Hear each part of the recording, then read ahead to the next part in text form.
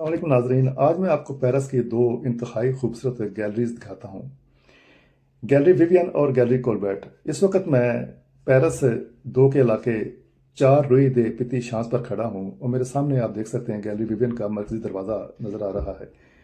इस गैलरी के तीन दाखिली रास्ते हैं। इस गैलरी विवियन का पुराना नाम गैलरी मार्शो था। यह खूबसूरत गैलरी प्राइवेट प्रॉपर्टी है, मगर इसे पब्लिक के लिए खुला रखा जाता है। ये आर्ट का नमूना 176 मीटर लंबाई और 3 मीटर चौड़ाई में है। इस खूबसूरत गैलरी को 1823 में चैम्बर ऑफ नोटरीज के सदर मार्शो ने तामीर किया और इसी हवाले से इसका नाम गैलरी मार्शो रखा गया। लेकिन 1825 में उसका नाम बदलकर गैलरी विवियन रख दिया गया। ये आप देख सकते हैं, बाईं तरफ भी एक छोटा सा रेस्टोरेंट है और दाईं तरफ वाइन की दुकान है। इसकी टाइल्स फर्श की मोज़ाइक स्टाइल से बनाई गई हैं। फ्रांसवा जैक दुलाने, जो इसका इंजीनियर था, उसने इसकी सजावट पंपियन स्टाइल में की। पंपई इटली का एक शहर था जो 71 एडी में तबाह हो गया था। इसमें खूबसूरत रेस्टोरेंट, दर्जी की दुकानें, वाइन के सौदागर और एक ग्रोसरी स्टोर भी बनाया। ये आप देख सकते हैं, जब इसके दरमियान में पहुंचते हैं तो एक ग्लोब की शक्ल में हमको छत नज़र आएगी और गुलाई में कुछ दुकानें बनाई गई हैं। आधे चांद की खिड़कियों के साथ साथ देवी देवताओं और अफसरों को भी आरास्ता किया गया है और शीशे का गुंबद इसको और ज़्यादा खूबसूरत बना देता है। इस गैलरी की अहमियत इसके कुर्ब जुवार के वजह से ज़्यादा अहमियत अख्तियार कर जाती है, क्योंकि इसके एक तरफ जहाँ से हम दाखिल हुए हैं उसके पीछे यादां तो पाले रोयाल है। बड़ा खूबसूरत वो यादां यानी वो पार्क बनाया गया है और एक तरफ इसके बैंक ऑफ फ्रांस और स्टॉक एक्सचेंज की इमारत है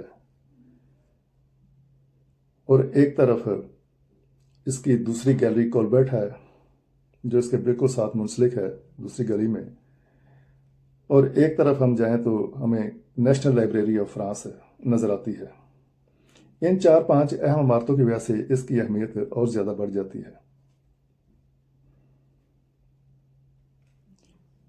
मोज़ेक स्टाइल की टाइल्स और खूबसूरत पेंटिंग जो यहाँ के कारोबार को और ज़्यादा बुलंद करती हैं। अब हम जिस रास्ते पर खड़े हैं ये 5 रुई दुला बैंक की तरफ ये रास्ता निकलता है।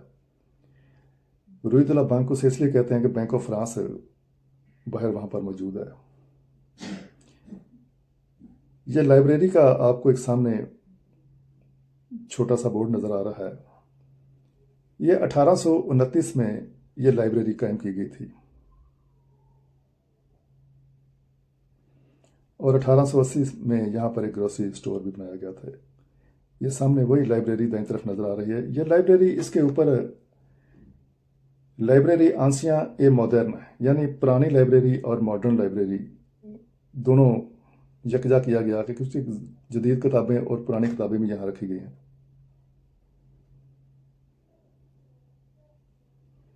ये डेकोरेशन पीसेस की खूबसूरत दुकान है।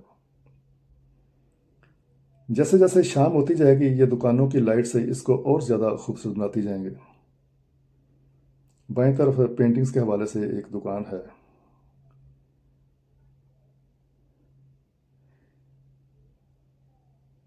इसका कलर कॉम्बिनेशन और लकड़ी के दरवाजे, खिड़कियाँ, स्टाइल और शीशे की तमाम गैलरी के ऊपर शीशे की छत इसको इंतहाई खूबसूरत बनाती है।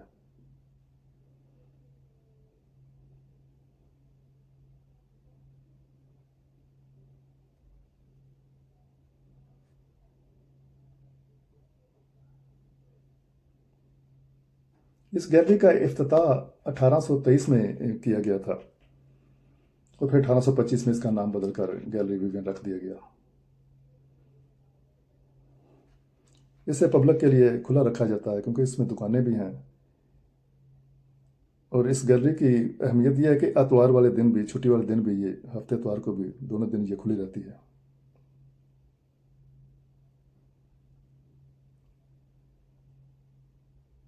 एक एक चीज़ इसकी देखने वाली है। इसकी दीवारें, उस पर बनी हुई छोटे छोटे स्टैचू, तस्वीर।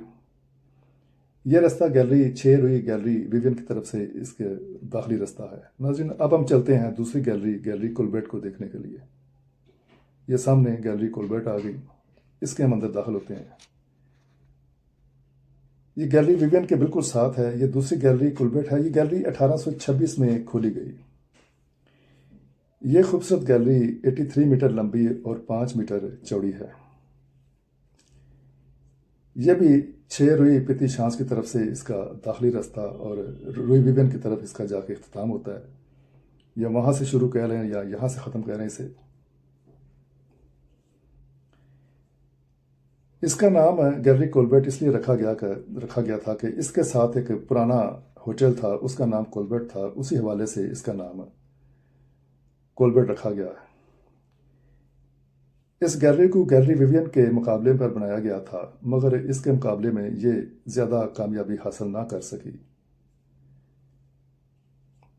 इसलिए इसकी 1980 में दोबारा इसकी तज़ीनो आरइश करके नेशनल लाइब्रेरी ऑफ फ्रांस को बेच दिया गया।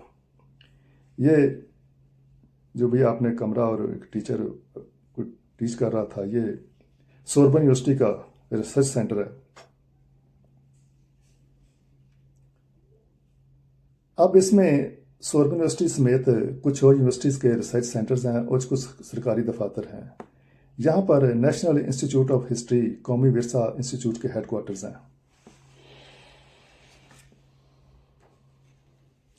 यह स्टैचू जो आपको सामने नज़र आ रहा है, ये 1822 में रोम में बनाया गया था। इसे वहाँ से लाकर लूवर म्यूज़ियम में सजाया गया था और बाद में इस गैलरी कोलबर्ट की जीनत बना दिया गया।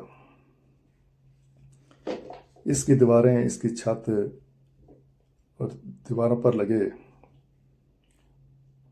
ये छोटे छोटे बिजली के ग्लोब, इसे बहुत खूबसूरत बना देते हैं। 29 जुलाई 1830 को बेरलियोज, एक इनका फनकार था फ्रांस का, उसने यहाँ पर फ्रांसीसी कौमी तराना गाया। इस जहाँ पे हम ये अभी खड़े हैं, इस जगह पे, और यहाँ पर और पीछे दोनों तरफ गलियों में पब्लिक ही पब्लिक नज़र आ रही थी। वो इतना पुरजोश और अवाम भी इतने पुरजोश थे कि वे गाते गाते, कौमी तराना गाते गाते वो बेहोश हो गया था। ये हम जब इस तरफ गैलरी रुई विवियन की तरफ दाखिल होते हैं तो दाईं तरफ जो रेस्टोरेंट है, ये बड़ा खूबसूरत बनाया गया। ये अब जब हम देखते हैं कि लोग बैठे हैं और इसकी छत बहुत ऊंची बनाई गई है, ऊपर देखें शीशा बिल्कुल लगाकर जब हम बैठ के देखते हैं तो हमारा अपना ही अक्स ऊपर छत में नज़र आता है। इस रेस्टोरेंट पर भी हर वक्त पब्लिक का रश होता है। नाजरीन, मैंने ये छोटा सा व्लॉग इन दो गैलरीज के मतलब बनाया है। उम्मीद है कि आप लोगों को मेरी ये काविश पसंद आई होगी। अल्लाह पाक आप लोगों के लिए आसानियाँ पैदा फरमाए। खुश रहें, दूसरों में खुशियाँ बांटें। आप लोगों से इजाज़त चाहता हूँ। खुदा हाफिज़।